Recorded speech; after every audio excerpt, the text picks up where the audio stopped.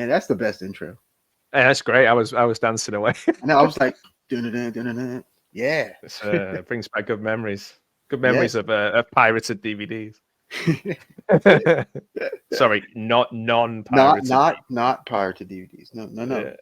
Yeah, yeah. So how you doing, Matt? Excellent, man. After a success of our last one, where we didn't manage to offend anybody, yet we Shockingly. got the attention of the filmmakers inadvertently. We weren't chasing them. Yeah. The filmmakers' family. That was really cool. Yeah. So That was we neat. must have done something right talking about I Spit on Your Grave. I guess we were honest, weren't we? And we were just we had a general.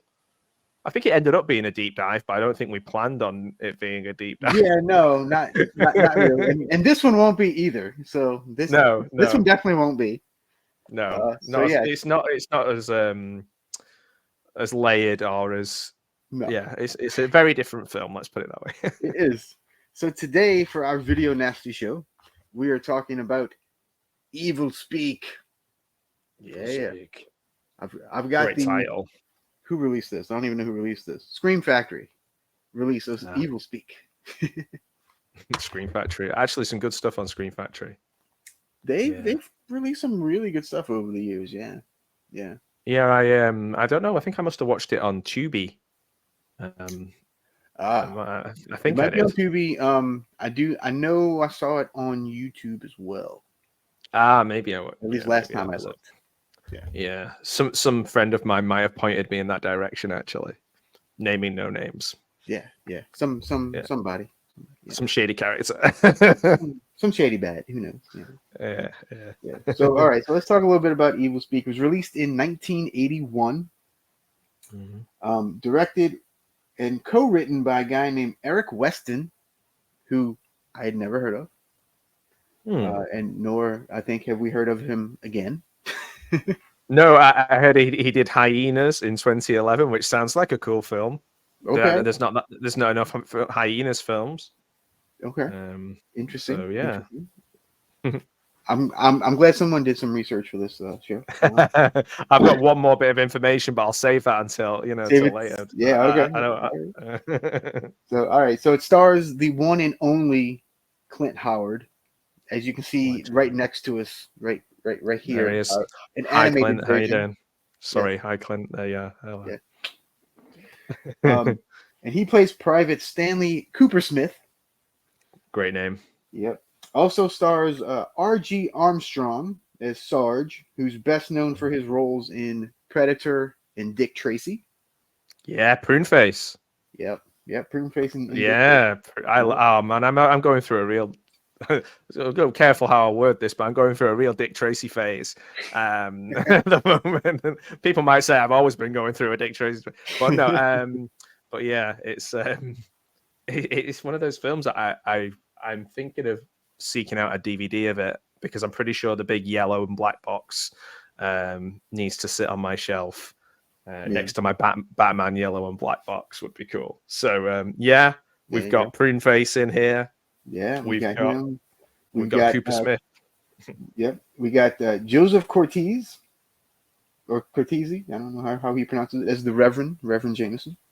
Oh yeah. We've got Claude Earl Jones as the coach, who's famous for Bride of Reanimator and Dark Knight of the Scarecrow.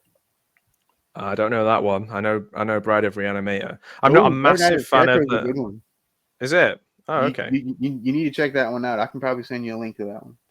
I only watched the sequels of Reanimator, and because I love the first one so much, for me that's like a 9-10 out of 10 film. Yeah. First Reanimator, that maybe I couldn't help but be disappointed by the sequels, particularly the last sequel. But maybe I need to watch them all again or get a box set or something.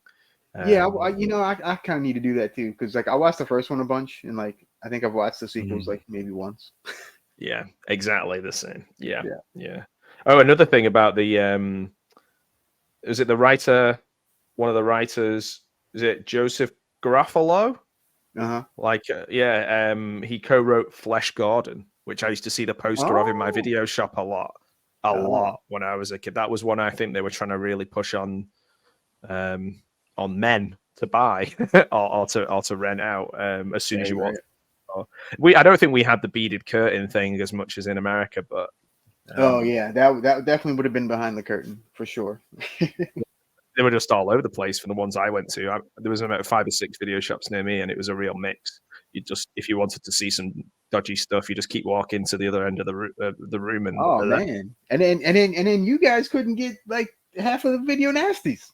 I know, it's crazy. I don't think people would say, I guess, that we have more of a relaxed attitude. No, I was going to say we don't have a relaxed attitude to sort of adult themes, but I don't know, because I guess American is really, I'd imagine you obviously you know better than me, but there seems to be more like pearl clutching about nudity and sex and stuff, but violence is like cool.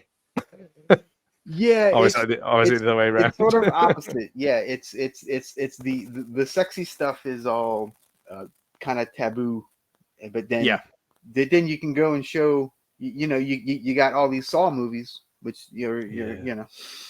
I think that's what I was trying to say then, but I completely got myself tied in knots. Yeah. Yeah. Maybe, so like maybe Flash Gordon? Maybe it was Esteban. I don't know. Maybe. Did you have you ever seen Flash Gordon?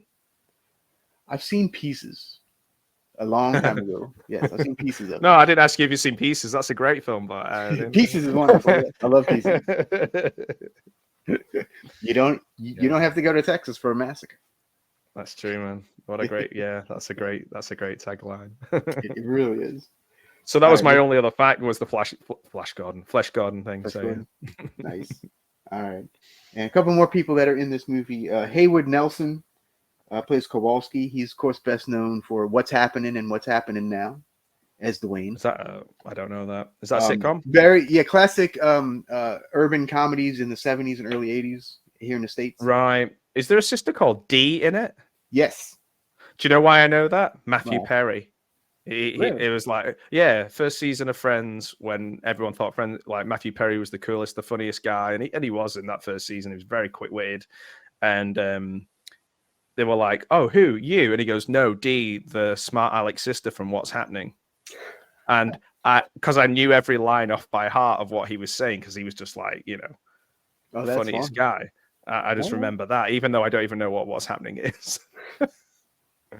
It's actually a pretty cool little show. I used to watch it as a kid. I used to love it. That's not Urkel, is it? No. No. That's Family Matters. Okay. Yeah. No, definitely not. No, okay. And then two other people we need to mention. Don Stark as Bubba Caldwell. He's probably best known in America, at least, for That 70s Show. He's Donna's dad. Oh, Mr. Was it Panciati or whatever? Panciati, whatever. Yeah. He's and good. Then, of course, we have the one and only Mr. Richard Maul, rest in peace, as Father Lorenzo Esteban. Esteban. Yes. So I'd forgotten. So I'd seen this movie a long time ago, and I had completely forgotten that Richard Maul was in this. Right. Yeah. I mean, to be honest, a lot of the I think I'd heard the name. I for some reason I thought it was, I got it maybe mixed up with, I think there's another computer-based something Weekend or something like that that's based around a computer. Yeah, I think I know what you're talking about. Yeah, it's like Nightmare Weekend or something like that, where there's a girl whose life is kind of controlled by this weird computer. And I'd maybe, again, much like I did with I Spit on Your Grave, thought this was a different film. So yeah, first time watch, and pleasantly surprised that it was a different film. Yes. And Clint Howard's first starring role, I believe. Yeah, he's great in it. This might be the most amount of actual acting I think I've seen Clint Howard do. Yeah. It's hard to kind of stretch your acting muscles in something like Ice Cream Man, or things where he's playing like a very small character role, or what's the Silent Night, Deadly Night sequels that he's in, and things like that. Like, he's great, and I love to see him pop up in things. But in this, he's actually, for like most of the film, 75% of the film is actually like a On character him. study on him. Yeah, exactly. And it's all about how he feels, and you really do feel bad for the guy, what he's going through. Like people are just treat him so shittily They through the whole really do. film. Yeah. You Yeah. feel for the guy. So he's So like he is literally an outcast. he is. So Clint plays Stanley Cooper Smith, like we said. He's um, an outcast military cadet. Is I guess is a good way to describe him. So yeah, he's teased relentlessly and stuff, and so he ends up finding this text from the Father Esteban, who was this priest way back when that got ostracized. He was like a big devil worshiper. They had this whole scene in the beginning of him trying to sacrifice this woman and all this stuff. It's not graphic though, luckily. No. So like at the beginning of this movie, like with that stuff, did you think it was going to go the way it went? No. It is a massive shift in the last sort of 25% of the movie, even maybe a bit less. Yeah, because it's a bit like the first like hour and 10 minutes or so was like just them tormenting this poor guy and him just trying to find a release, basically. So he starts typing this text into this old ass computer to try to translate it. Yes. And it ends up being like this like black magic, black spell type of, devil worshiping type of deal. It's like the height of technology at the time as well for like it was, but it looked pretty decent. I was surprised. Yeah. Like it looked pretty good. He's like you say that all that period of time could be something like Dead Poets Society or School Ties or something, or like Cruel Intentions or something, something in like a private school almost. Obviously, this is a military academy, and it's strange because they are so mean to him, but not about like his looks, because he's quite an unusual looking guy, and not about his behavior or anything he does, but more about like the fact that his parents have died. Like they're just relentlessly mean to him for being like an orphan, which is just a really strange tack to take. Obviously, there's something about his athletic ability. He does a very minor thing wrong near the beginning or something, and not intentionally in some of the they think they're going to lose because he's on the team essentially. Yes. And you just kind of think like, well, what a shame for this guy. And like you say, the shift that really turns it from this kind of character study of his character and a little bit of occulty stuff going on, it then comes into like full on horror. And I'd imagine there'll have been loads of cuts and loads of back and forth about that over the different versions of it and different things that people saw, because it is such a massive tonal shift. It just shows you that censors do have to watch the whole film, don't they? So it's not like if they'd have just say, we'll just watch an hour and then we'll pass it uncut. This film would have got away with that, It's like somebody did a thing a couple of years ago in the UK where they crowdfunded a film where it was paint drying for like 12 hours, and then they wanted to put it to the BBFC, so they had to watch it all of it. I guess we're still kind of fighting back against the sort of the video nasty era censorship and things like that. So I thought it was quite interesting. But this film made me think about that, because it was just like they clearly watched to the end for it to be on the video nasty list. Yes. Like I said, because the first. There's a couple little things here and there, like there's some nudity, there's some that's true, a little bit of blood and whatever, and the stuff with the dog crazy. As well. Yeah, there's like a lot of dog peril, or a little bit of dog peril. There is some dog peril, but we don't actually see it, thank God. No, I was like, oh man, what's Al done now? He's lulled me in with this one's a bit of a change of pace from I Spit on Your Grave, and then there's dog peril. But no, it wasn't that bad. I was able to watch it. So, he was like a proper geek in this film as well. He's like a geek before geeks were cool. Like, there's a difference. I think this film is a good representation of what it was like to be an actual geek.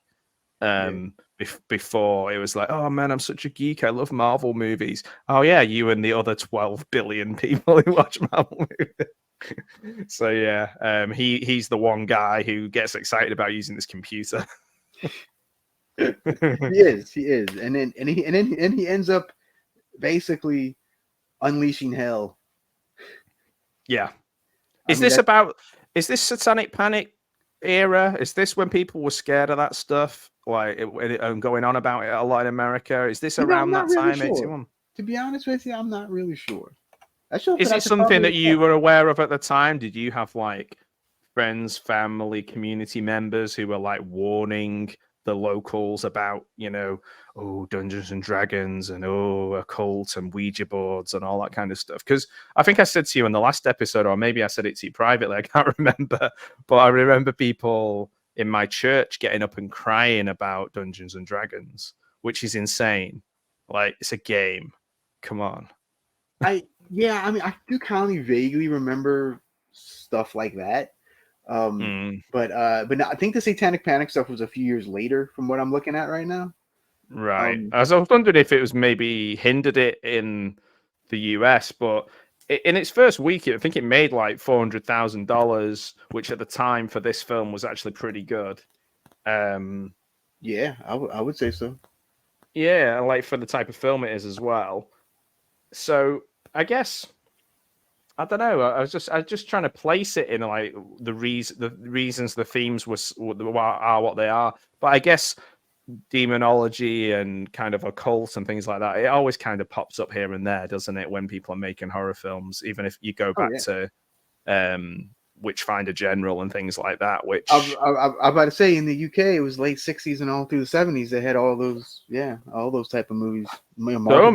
So many witch killing and burning films. I think Witchfinder General is the best of those, and the best, like the most well made. I think I need to rewatch that one because a lot of people have told me that, and I watched. It's coming out. But nothing of it. You thought nothing? Yeah, you may well have done because there's such a glut of them around the same. So say you watch 3 or 4 of them, they might have all kind of blended into one. I'm not sure whether it's Blood Witch and a few others all together.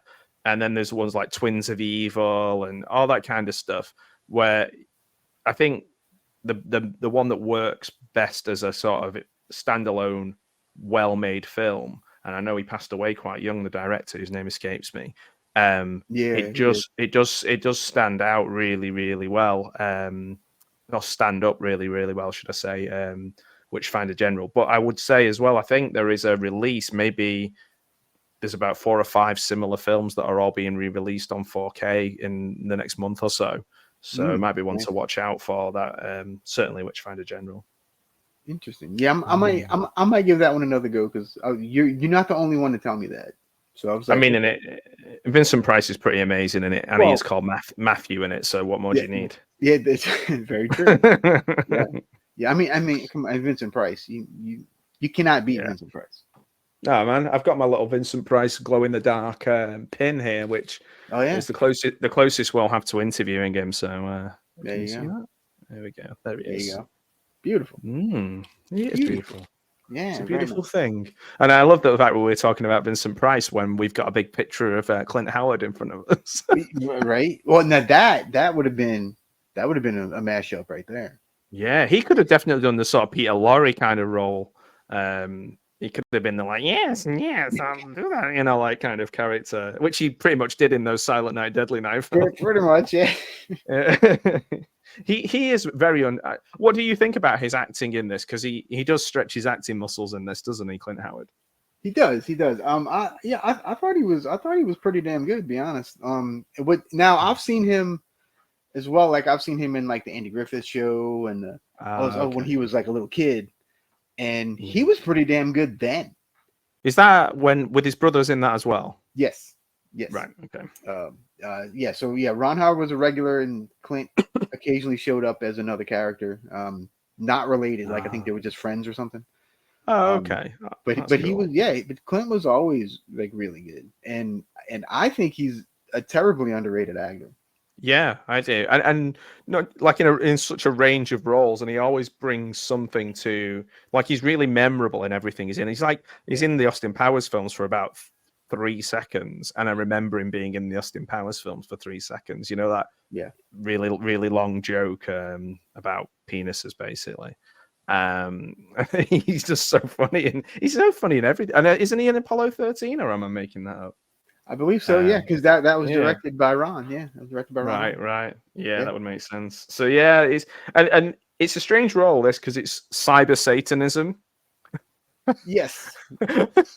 Yeah, it's this movie's ahead of its time, dude. Like, it's just like you wouldn't think of something like this in 1980 from 1981. I was 1 year old when this movie came out. So like, yeah, I'd have been 90. I'd have been 2. Yeah. 2. So I mean, like I would never. I remember it well. Oh yeah. Did we not watch it together? I thought, I was going to say, I thought we both. I remember knocking on the door, going, "It's like, is Al coming to watch the movie?"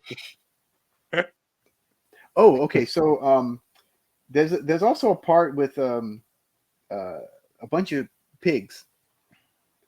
Oh yeah. The pigs are kind of under the control of evil forces, let's say, and they attack the receptionist. Yeah. In a very interesting scene. It is interesting. It's weird, and it's on their level as well. It's like on the pigs level. Yeah. So the POV, like, you see it from So it's like the Michael Myers thing, but like from the pig's point of view. Yeah. I was trying to think of something the other day, because someone was saying, "Oh, you can't make this for that amount of money," and I was like, "I'm sure there's a film that I discussed recently where they had the camera on a broomstick, and it looked amazing. It may have even been a Scorsese or some, I don't know." Yeah. But dude, you can film a movie on your freaking phone now, and it looks freaking fantastic, ridiculous. Yeah. Like, I think like, I couldn't, but there are people with the eye who can, if you know what I mean. Like it. Yeah. Oh, definitely. Yeah. I could write it down. I could write it down, and somebody else could make an amazing movie out of it. But I personally, it would just look like a guy making a movie on his phone, if that makes sense. Whereas with somebody who actually has an aesthetic understanding, it would look amazing. Yeah, I totally get you on that one. Yeah. Well, a while back, I about a little over a year ago, I reviewed a movie called Cactus Jack, and oh yeah, I heard of that. And it was shot, the whole movie except for one scene, the whole movie was shot on an old iPhone. Cool. And the cinematography on that movie is insane. Like, it looks fantastic. You've got the creativity, you can do it. Like I go back to like Lights Over Montgomery County that Dustin Tamplin made. Like, he made that a lot of those brilliant POV shots or different, they were like security cameras and doorbell cams and back door, and that made it really creepy, because there's nothing scarier than looking out of your the sensor going off and looking on your camera and going, who the hell's that in my garden, or what the hell's that going on, right? Or what's going on around the corner that I can't quite see. So like, yeah, the creativity and stuff. I mean, this film is probably quite straight ahead, normal, except for the pig stuff and then the sort of carnage at the end. I'd love to know. I couldn't find it. There was 34 cuts that the BBFC made to re-release this in 2004. So this is in 2004. Wow. So I wonder if all 34 of those cuts were essentially the pig stuff and the end. I can't see it being much else unless there's a nudity thing, or I don't know. It's just really weird. That is there's two. I think there's two nudity scenes in the very, very beginning, with the girl getting sacrificed and the receptionist. Yes. So this is a bit of a weird one. So the intro video that I've just put up for my channel has an actor on it called John Thompson, who's a British actor who was in quite a lot of things with Steve Coogan, and he was also in Cold Feet, which was kind of like our version of Friends. Yes, love that show, actually. Oh, cool! I've seen it. Yeah, love that show. And the Fast Show as well. So he was in the Fast Show, and he loves this film, Evilspeak. Like if you type in John Thompson Evilspeak, he will go on for days about why this is an amazing film, which when I was doing my research and he popped up, I was like, oh, that's strange. He's in my intro video going, Pugwell 316. I was like, oh, that's such a weird link.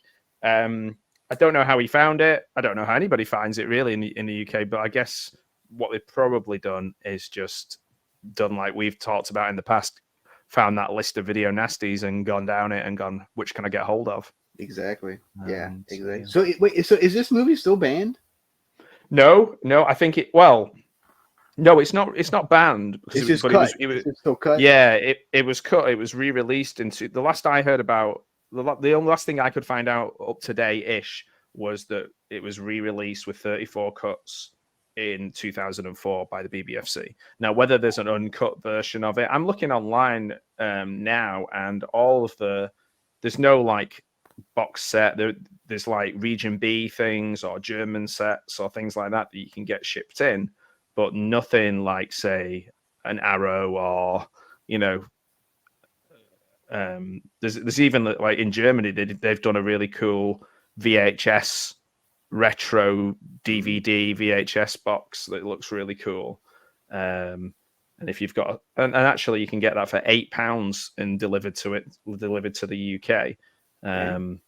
So yeah, if you don't mind getting things that aren't in English, sometimes you can get some really cool things. I got the what's that Alice Cooper movie where there's like a Leviathan or not Leviathan Monster to do with Dog? a dog. Monster Dog. Yeah. I got that, and I think that was a Spanish DVD.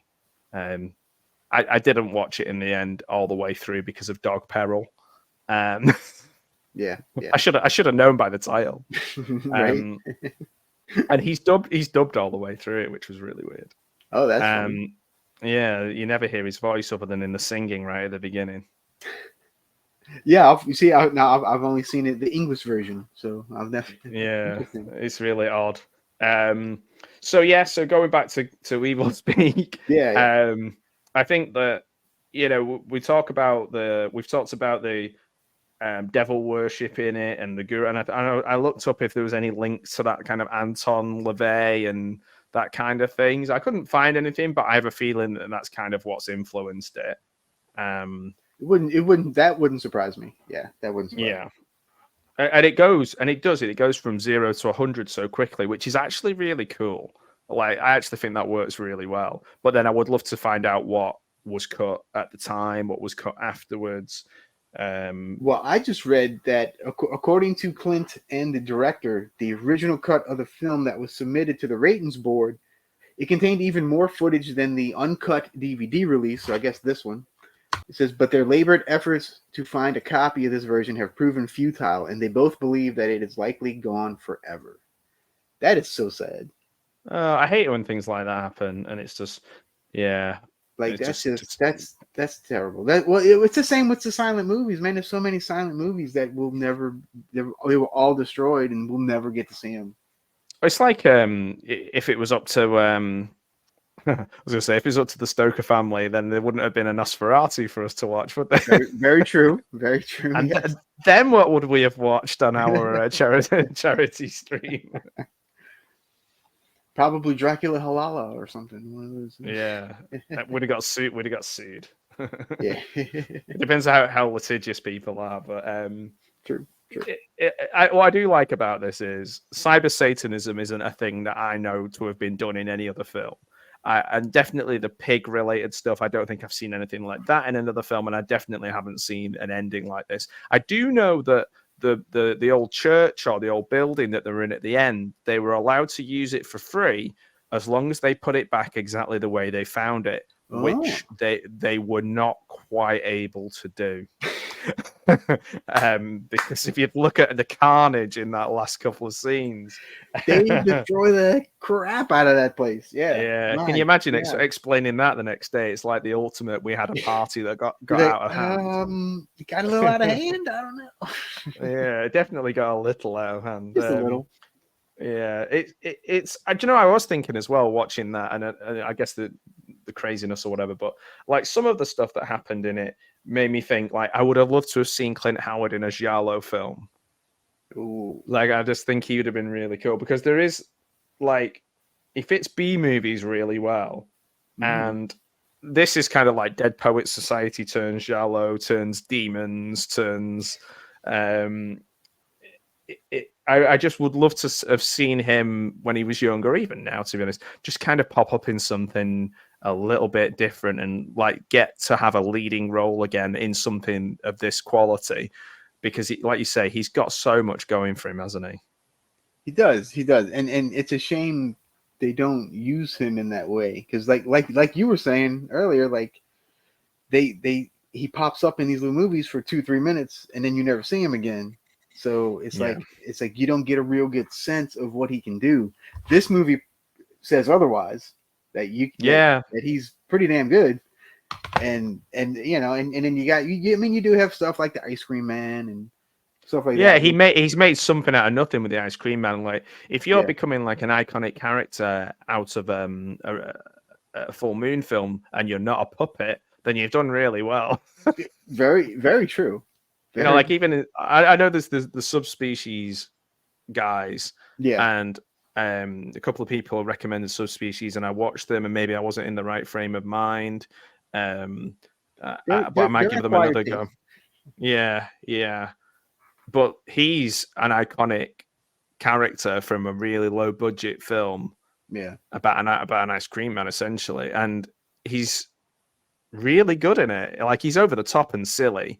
It's not as grounded as this character. I'd like to see him do something like, you know, like win best supporting actor at the Oscar or something, or win best actor, or, you know, like when David Lynch did The Straight Story, and he brought back the is it Richard Farnsworth, or like a very old actor.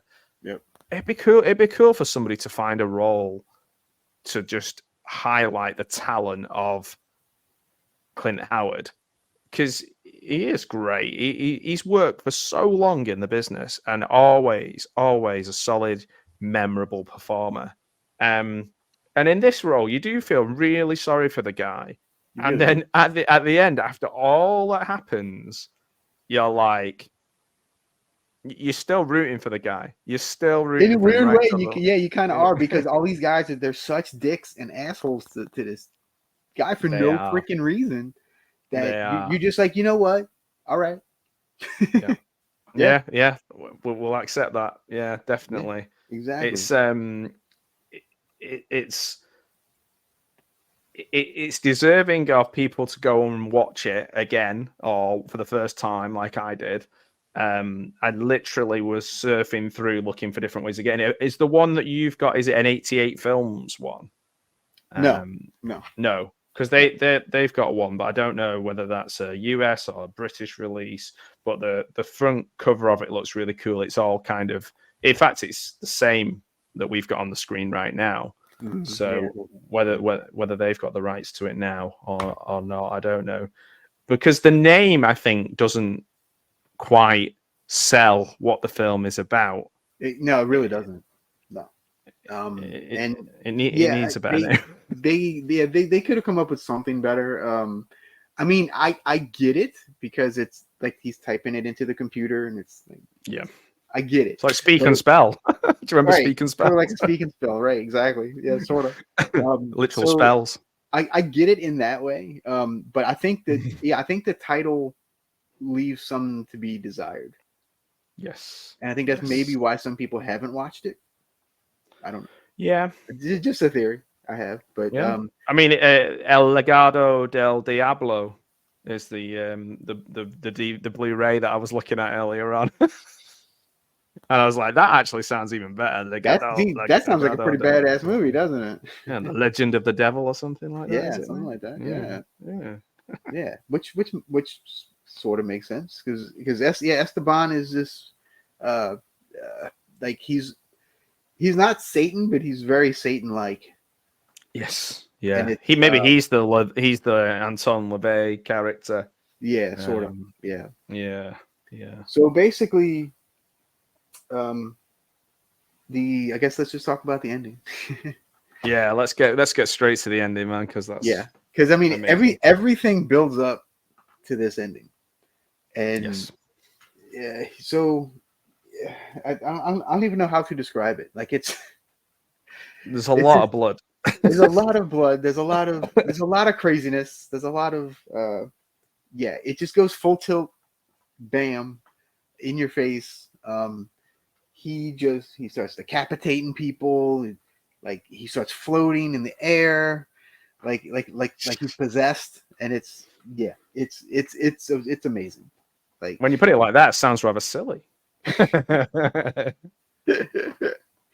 Well, you know, and the effects are kind of cheesy, but it works. But they're effective. They're still shocking. They're still shocking. So, like, I like the idea of, I mean, just to kind of step back a little bit, but like, people were afraid that computers would do their people's evil bidding, like, because they didn't quite understand computers then.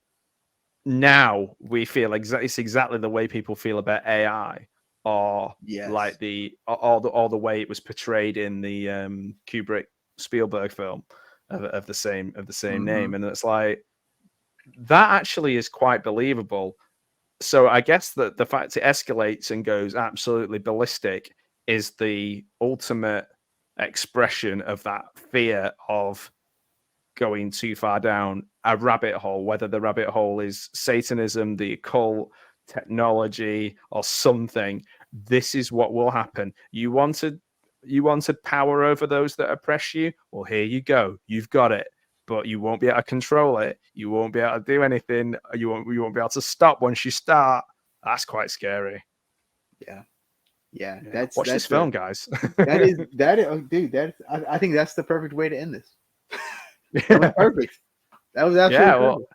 Like, the people need to watch it. Yeah, people. Oh, thanks, man. But people need to watch it because I know we said that about the last film, and we might end up saying this about every film, but I doubt it. I definitely know there's a couple I'm going to say avoid, but yeah, I think so too. Yeah. Often it's when I do that, it's ones that, like, for example, I'm not at the moment. I'm not on the Mike Flanagan train, like, as much as I know people are just raving about everything he does. I'm really struggling with the House of Usher. I do love the Vincent Price, Roger Corman ones, so that's already putting me on the back foot a little bit. Right. But like, I wasn't a massive fan of the Shining thingy bob that he did. I thought that was overlong and could have done with a lot of editing. And So as we're going through this, it'll either be dog-related peril that I don't want to see, or animal-related peril that I don't want to see. Yeah. Or it'll be a film that everybody loves, and it turns out that I just find it really boring. It's just not your thing. Oh yeah. There's so many like that, and there's a few nasties I've watched, and I'm just like, no, this is not not for me. I think people will find that a bit like we, when we're discussing it, that they've seen more of them than they think. Like there's some that have been there's some that have been included that we go, that's a video nasty, like, you're joking. So it might be as we go through the series, I think people will find it really interesting to see how many they've actually seen. And they've been deviants and didn't even know it. Join us.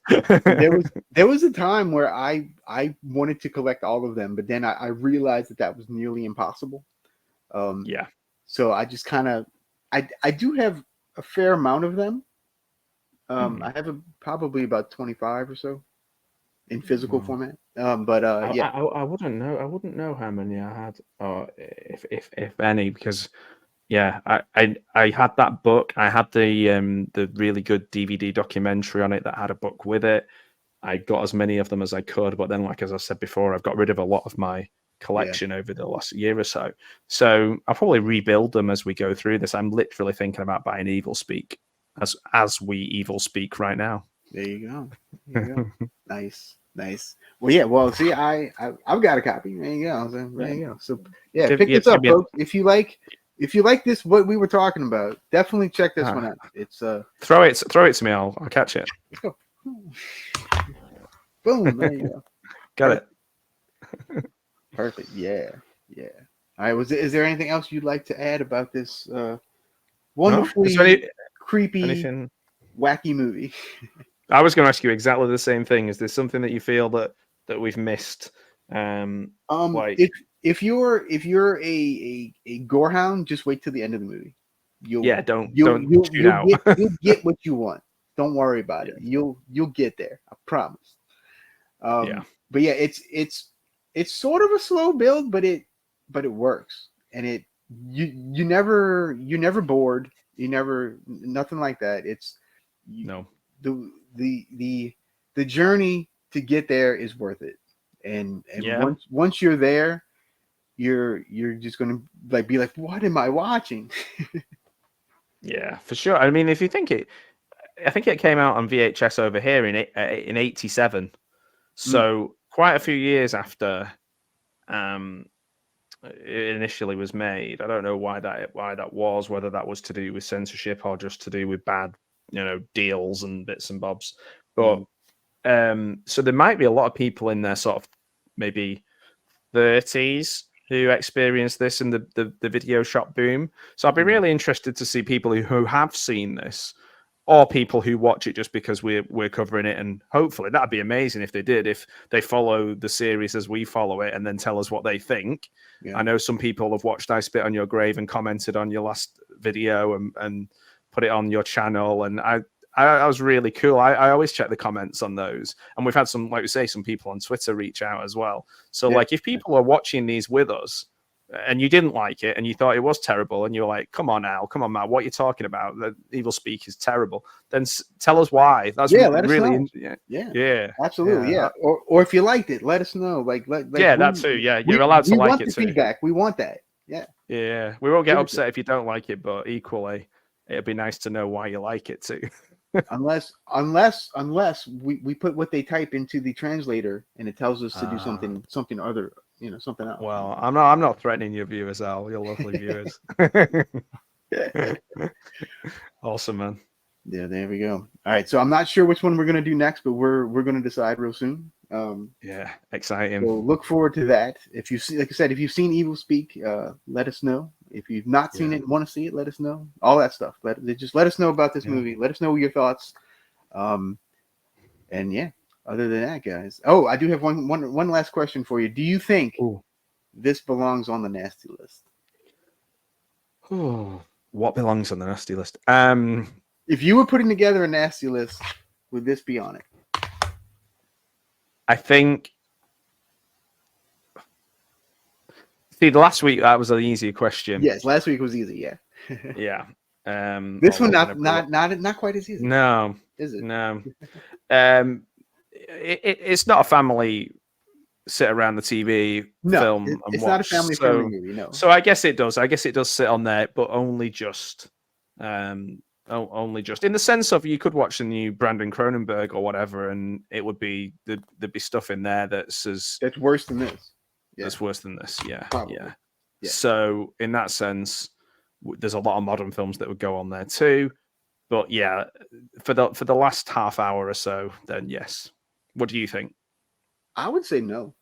I would not have put this on the nasty list. I mean, I get why they would think it belongs on the nasty list, but to me it didn't. It does go extreme, but it doesn't go over extreme. Yeah, do you know what? I'm going to change my mind and say no then. Not because you said no.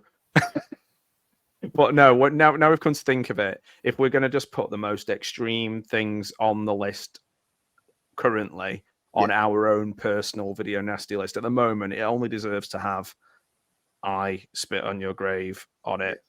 Yes. And so we maybe should do that, like our own little canon of the series. As we go along, we'll do our list of what belongs and what doesn't belong. Yeah, and at the moment, there's one on it, one of two. Yes, one of two. This one, not so much. However, it is a great movie. It's a good horror movie as well. Yeah. So if you like horror movies, go ahead and check that out. Yeah, and if you want, Clint Howard, if you're watching, come on and talk to us about Evilspeak. We didn't even say that on the last one to anybody from I Spit on Your Grave, and they contacted us. So in this case, let's explicitly say, Clint Howard, come on and tell us all about Evilspeak. Yeah, we love talking about this one and any other movie you want to talk about. Yeah, that's true. It doesn't have to be about Evilspeak, but yeah. Yes, because you're awesome. Talk to us. Yeah, we are. We want to get some Clint Howard t-shirts. Yeah, there you go. Can't beat that. All right, guys, we're gonna get out of here. So, any final words? No, man. No, I think we've covered it. Evilspeak's good. Evil. Yeah, evil speaks well. It sure does. Yeah, Evilspeak and Spell is the sequel. Yeah. Hey, there you go. Evil speakings. I like it. Yeah. All right, guys. Until next time. Adios, Bella Goosey.